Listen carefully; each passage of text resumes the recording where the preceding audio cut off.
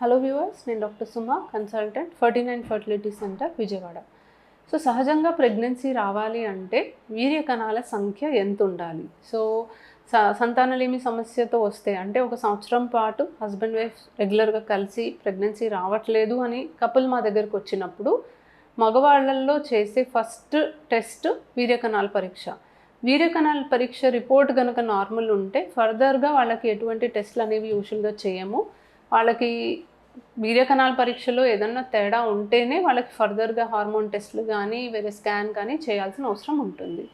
So count ఎంత ఉంటే వాళ్ళకి సహజంగా ప్రెగ్నెన్సీ వచ్చే అవకాశం ఉంటుంది అనే దానికి వస్తే WHO గైడ్లైన్స్ ప్రకారం చూసుకుంటే 16 మిలియన్ పర్ ml కౌంట్ ఉంటే న్యాచురల్ ప్రెగ్నెన్సీ రావడానికి ఎక్కువ ఛాన్సెస్ ఉంటాయి.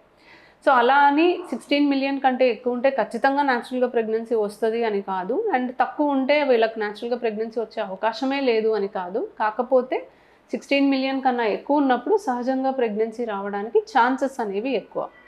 బట్ కౌంట్ ఒకటే ఇంపార్టెంట్ కాదు, కదలిక ఉండే కణాల శాతం కూడా మనకి చూసుకోవాలి. సో ఎక్కువ కణాలు ఉండి ఏవి కదలట్లేదు అన్నా కూడా మనకి ప్రెగ్నెన్సీ రావడానికి ఇబ్బంది.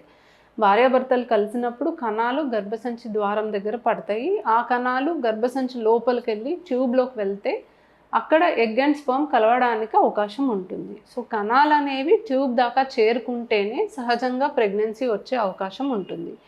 ఈ కణాలు ట్యూబ్ దాకా చేరుకోవాలి అంటే మనకు కేవలం కౌంట్ ఒకటే కాదు, కదలిక ఉండే కణాల శాతం కూడా ఇంపార్టెంట్. ఎందుకంటే ఎన్ని కణాలు ఉన్నా అవి కదలకపోతే ట్యూబ్ దాకా అందుకోవడానికి అవకాశం ఉండదు.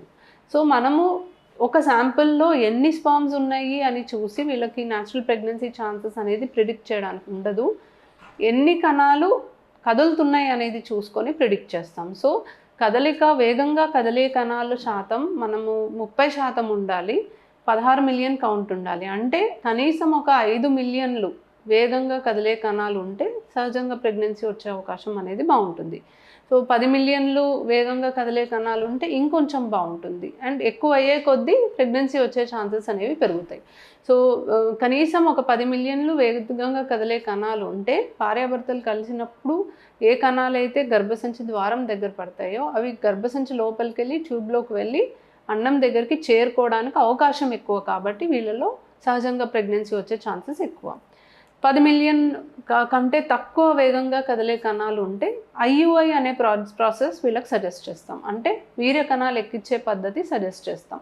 సో ఈ పద్ధతిలో కణాలని మనం ప్రాసెసింగ్ చేసి అంటే కదిలే కణాలు మాత్రం సెపరేట్ చేసి గర్భసంచి లోపలికి పంపిస్తాం.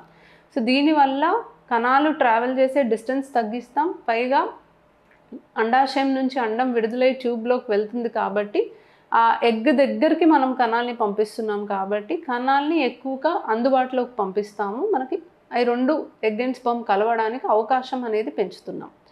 ఒకవేళ మరీ తక్కువ స్పర్మ్స్ ఉన్నాయి అనుకోండి, మనం కణాలు ఎక్కించే పద్ధతి చేసిన ఉపయోగం ఉండదు. అప్పుడు వాళ్ళకి టెస్ట్ ట్యూబ్ బేబీ పద్ధతి సజెస్ట్ చేస్తాం. సో స్పర్మ్స్ అనేవి మనం గర్భసంచి లోపలికి పంపించినా కూడా ట్యూబ్ దాకా అందుకోవడానికి అవకాశం తక్కువ ఉంది అని అనుకున్నప్పుడు టెస్ట్ ట్యూబ్ బేబీ పద్ధతిలో శరీరం నుంచి ఎగ్స్ బయటికి తీసి స్పర్మ్తో మనమే కలిపి ఎంబ్రియోని గర్భసంచిలో పెడితే ప్రెగ్నెన్సీ వచ్చే ఛాన్సెస్ పెరుగుతాయి. సో ఏ ట్రీట్మెంట్కి వెళ్ళాలి అనేది డిసైడ్ చేయడానికి వీర్య కణాల సంఖ్య, కదలిక ఉండే కణాల శాతం అనేది చాలా చాలా ఇంపార్టెంట్. ఎక్కువ శాతం దీని మీదే మనము ఏ ట్రీట్మెంట్కి వెళ్తే పేషెంట్కి ప్రెగ్నెన్సీ వచ్చే అవకాశం బాగుంటుంది అనేది డిసైడ్ చేస్తాం. Thank you.